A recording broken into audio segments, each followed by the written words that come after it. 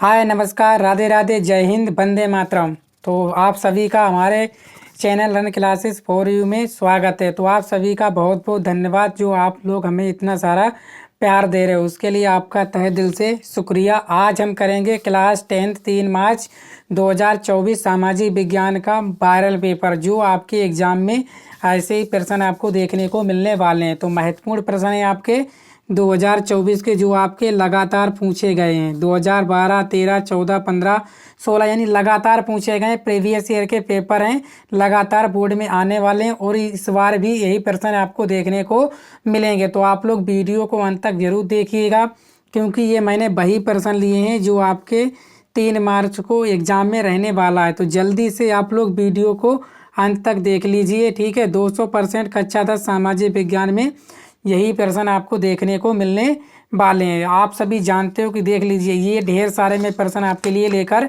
आया हूँ। तो आप भी देख सकते हो कितने सारे प्रश्न हैं आपके। तो इससे बाहर जो है आपको एग्जाम में एक भी प्रश्न देखने को नहीं मिलने वाला है। तो शुरुआत कर लेते हैं आज के महत्वपूर्ण पहले प्रश्न की तरफ, क्योंकि आपके प्रश्न लाजवाब हैं और अद्भुत हैं, जो आपके एग्जाम में सीधे सीधे पूछे जाएंगे। तो पहला प्रश्न शुरुआत करते हैं। बोला गया है कि निम्नलिखित में से यह कथन किसका है? जब फ्रांस छींकता है तो बाकी यूरोप को सर्दी जुकाम हो जाता है। ठीक है, मोस्ट इम्पोर्टेंट प्रश्न है कि जब फ्रांस छींकता है तो बाकी यूरोप को क्या हो जाता है? सर्दी जुकाम हो जाता है। तो बताओ क्या है? काबूर, बिस्मार्क, मेत्सनी या मेटरनिक? किसने कहा था? बताओ किसने कहा था?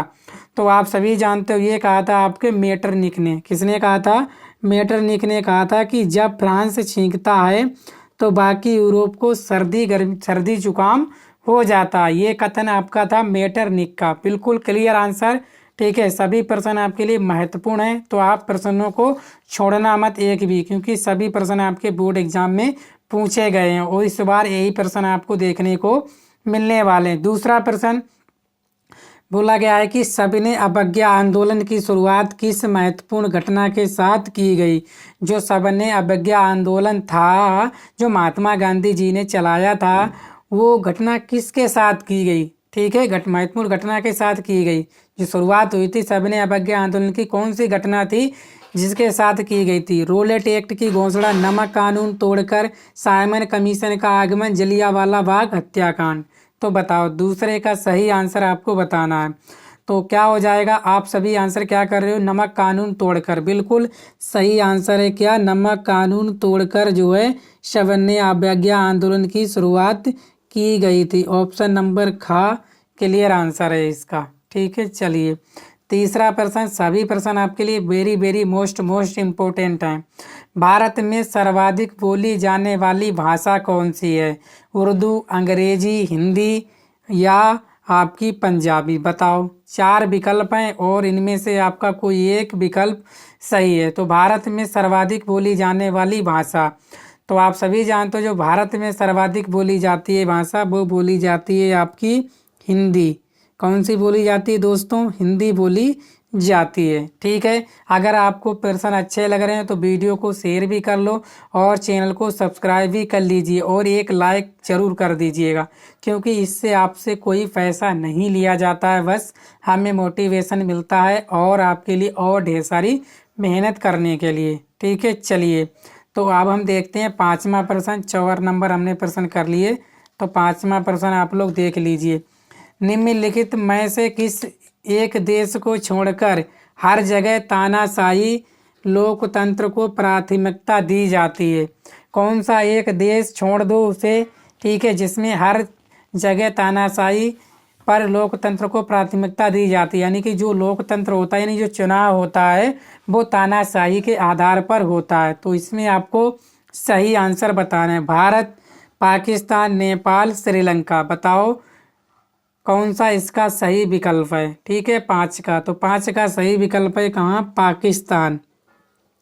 ठीक है, पाकिस्तान में जो है तानाशाह चलता है, तानाशाही पर लोकतंत्र चलता है। भारत में अपना कैसा है? संघीय लोकतंत्र है। ठीक है, जनता के द्वारा चुनने वाला। चलो ये बताओ, लोकतंत्र व्यवस्था के राजनीतिक और सामाजिक असमानताओं के बारे में किए गए अध्ययन बताते हैं कि क्या बताते हैं? लोकतंत्र और विकास साथ साथ चलते हैं। लोकतांत्रिक व्यवस्थाओं में असमानताएं बनी रहती हैं। तानाशाही में असमानताएं नहीं होती हैं। तानाशाही लोकतंत्र से बेहतर है। तो सही विकल्प आपको बताना। ये बात हो रही है अपने भारत की, ठीक है, भारत की लोकतांत्रिक व्यवस्था के बारे में, ठीक है। तो बताओ छठे का कौन सा आंसर है? तो आप सभी जानते हो जो छठे का आंसर है वो है लोकतंत्र व्यवस्थाओं में असमानताएं बनी रहती हैं। जो लोकतंत्र व्यवस्था है उसमें क्या होती हैं? आपकी असमानताएं बनी रहती हैं, ठीक है। Clear answer? सभी प्रश्न आपके लिए बहुत बहुत इम्पोर्टेंट हैं। इनको आप जरूर तैयार करके जाइएगा एग्जाम से पहले। 2-3 बार क्लास देखोगे बस आपके प्रश्न सभी याद हो जाएंगे, ठीक है। हिंदी है आपकी, आराम से याद हो जाएगी। 1-2 बार आप पढ़ लोगे या वीडियो देख लोगे, ठीक है। इसके बाद 7वां प्रश्न, ज्यूसेपे मैथियनी द्वारा स्थापित गुप्त संगठन था। Young Italy, young France, young Prussia या यंग जर्मनी? तो बताओ ज्यूसेपे मैथियनी द्वारा स्थापित गुप्त संगठन था, कौन सा था? 7वें का सही आंसर आप लोग बताइएगा क्लियर करके, ठीक है। तो सभी आंसर बहुत ही अच्छा कर रहे हैं, बहुत लाजवाब जवाब है आपका। क्या अद्भुत, यंग इटली, ठीक है। क्या है आपका? यंग इटली, बिल्कुल सही आंसर है। चलिए 8वां प्रश्न, बोला गया कि फ्रांस की क्रांति हुई थी। फ्रांस की क्रांति हुई थी 1790 में, 1970 में, 1789 में, 1795 में, 1815 में? तो बताइएगा फ्रांस की क्रांति हुई थी। तो आप सभी कतई एकदम राइट आंसर कर रहे हैं, ठीक है। आप तैयारी को 4 चांद लगा रहे हो मेरे साथ, ठीक है ना। कब की गई थी? 1789 में फ्रांस की क्रांति हुई थी, ठीक है। Clear answer? चलिए 9वां प्रश्न देखते हैं। सभी प्रश्न आपके लिए बहुत बहुत इम्पोर्टेंट हैं ये, और बोर्ड एग्जाम में हर साल आते हैं। 9वां प्रश्न बोला गया है कि हिंद स्वराज पुस्तक के लेखक हैं सरदार पटेल, बाल गंगाधर तिलक, महात्मा गांधी, सुभाष चंद्र बोस? तो बताओ हिंद स्वराज पुस्तक के लेखक कौन है? सरदार पटेल, बाल गंगाधर तिलक, महात्मा गांधी, सुभाष चंद्र बोस? सही आंसर बताना है आपको 9 का। तो कौन है? वो है आपके महात्मा गांधी। कौन है आपके? महात्मा गांधी हिंद स्वराज पुस्तक के लेखक हैं। कौन है आपके? महात्मा गांधी जी, ठीक है। चलिए इसके बाद 10वां प्रश्न, समवर्ती सूची से संबंधित विषय नहीं है। शिक्षा, वन, उत्तराधिकारी, विदेशी मामले? जो समवर्ती सूची से संबंधित आपका विषय नहीं है ये आपको बताना है। 10वें का सही आंसर क्या कर रहे हो आप? ये आपको बताना है, ठीक है। समवर्ती सूची अपने भारत में होती है तो शिक्षा भी है समवर्ती सूची में, वन भी है और उत्तराधिकारी भी। कौन संबंधित नहीं है? वो हैं आपके जो विदेशी मामले हैं, फॉरेन जो मैटर हैं वो आपके नहीं है, समवर्ती सूची से संबंधित विषय नहीं है, ठीक है। चलिए 11वां प्रश्न, सभी प्रश्न जो आप देख पा रहे हो ना कितने महत्वपूर्ण है, तो अब तो आप वीडियो को शेयर कर सकते हो, एक लाइक भी कर सकते हो और चैनल को सब्सक्राइब भी कर सकते हो, क्योंकि इससे आपसे कोई पैसा नहीं लिया जा रहा है। बताइए चाय की खेती के लिए कौन सी मिट्टी उपयुक्त है? लाल मिट्टी, जलोढ़ मिट्टी, पर्वतीय मिट्टी, लेटेराइट मिट्टी? तो बताओ क्या होने वाला है सही आंसर? चाय की खेती के लिए कौन सी मिट्टी उपयुक्त है? तो बताओ 11वें का आंसर, तो वो है आपकी लेटेराइट मिट्टी। कौन सी मिट्टी है? लेटेराइट मिट्टी जो है आपकी चाय की खेती के लिए उपयुक्त मिट्टी है, ठीक है। क्लियर आंसर कर पा रहे हो आप सभी?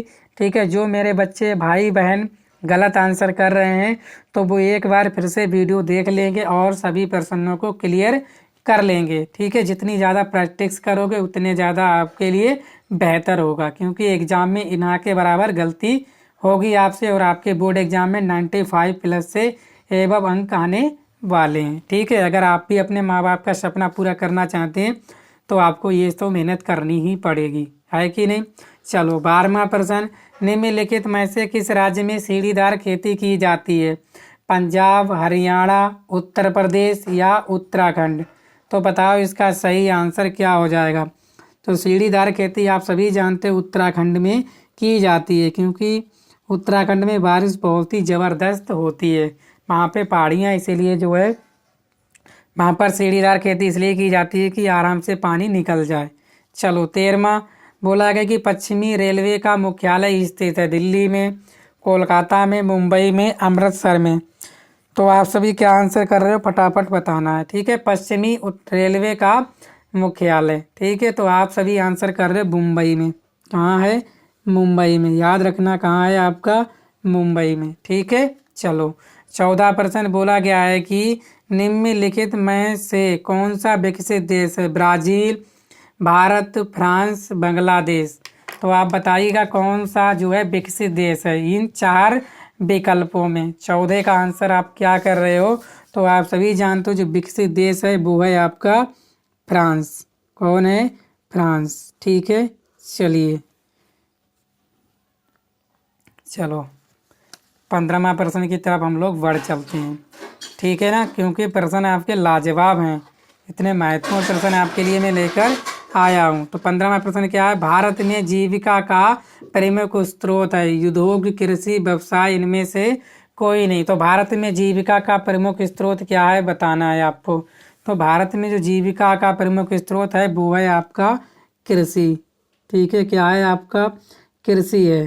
ठीक है, याद रखेंगे, ये मोस्ट इम्पोर्टेंट प्रश्न है। ठीक है, चलिए 16वां प्रश्न, भारतीय रिजर्व बैंक की स्थापना कब की गई, 1935 में, 1945 में, 1955 में, 1965 में। तो भारतीय रिजर्व बैंक की स्थापना कब की गई थी, सही आंसर आप सभी बता रहे हो। क्या बता रहे हो, ठीक है, बताइएगा 16वें का आंसर। तो क्या है, वो की गई थी आपकी भारतीय रिजर्व बैंक की स्थापना 1935 में। ठीक है, चलिए 17वां प्रश्न बोला गया कि निम्नलिखित में से कौन सा खनिज आधारभूत है, मैग्नीज, आर्सेनिक, लौह अयस्क, तांबा। तो कौन सा खनिज आधारभूत है, 17वें का आंसर बताना है आप सभी को। तो कौन सा है, देखो लौह अयस्क हमारा आधारभूत क्या है आपका खनिज है। ठीक है, नहीं आंसर हो गया आपका गा। चलो 18वां, निम्नलिखित में से कौन सा ऊर्जा का परंपरागत स्रोत है, सौर ऊर्जा, कोयला, पवन ऊर्जा, ज्वारीय ऊर्जा। तो बताओ सही आंसर 18वें का कौन सा ऊर्जा का परंपरागत स्रोत है। ठीक है, 18 का। ठीक है, तो कौन सा है, वो है आपका कोयला। ठीक है, कोयला है, एक दिन खत्म होने वाला है, इसे याद रखो। परंपरागत की बात करें जो एक दिन भविष्य में खत्म हो जाएंगे, और गैर परंपरागत जो कभी खत्म नहीं होंगे। ठीक है, क्लियर हुआ। सौर ऊर्जा आपकी कभी खत्म नहीं होगी, पवन ऊर्जा ये भी कभी खत्म नहीं होगी, ज्वारीय ऊर्जा ये भी खत्म नहीं होगी। तो परंपरागत स्रोत क्या है, कोयला, जो एक दिन खत्म हो जाएगा, और जो गैर परंपरागत हैं ये कभी भी खत्म नहीं होंगे। समझ में आ गया, क्लियर हो गया कॉन्सेप्ट ट्रिक के साथ। चलिए 19वां प्रश्न, भारत में वायु परिवहन का राष्ट्रीयकरण कब किया गया, वायु परिवहन का राष्ट्रीयकरण आपका भारत में कब किया गया। ठीक है, ये बताना है। 1950, 1953, 1960, 1998। ये प्रश्न ना जाने बोर्ड एग्जाम में कितनी बार आया है। ठीक है, तो कब की गई थी, वो की गई थी 1953 में। ठीक है, चलिए नेक्स्ट, निम्नलिखित में भारत प्रमुख रूप से किसका आयात करता है, चाय, खाद्यान्न, जूट का सामान, कच्चा पेट्रोलियम। बताओ किसका जो है आयात भारत करता है। ठीक है, तो आप सभी आंसर क्या कर रहे हैं, तो आप सभी आंसर बहुत अच्छा कर रहे हैं कि कच्चा पेट्रोलियम। कच्चा पेट्रोलियम का आयात जो है भारत करता है। ठीक है, समझ में आ गया। तो उम्मीद करता हूँ आप लोगों को सभी प्रश्न अच्छे से कर लिए होंगे। वीडियो को शेयर कर दीजिए, चैनल पर पहली बार आए हैं चैनल को सब्सक्राइब भी कर लीजिएगा। मिलते हैं नेक्स्ट वीडियो में। Thank you.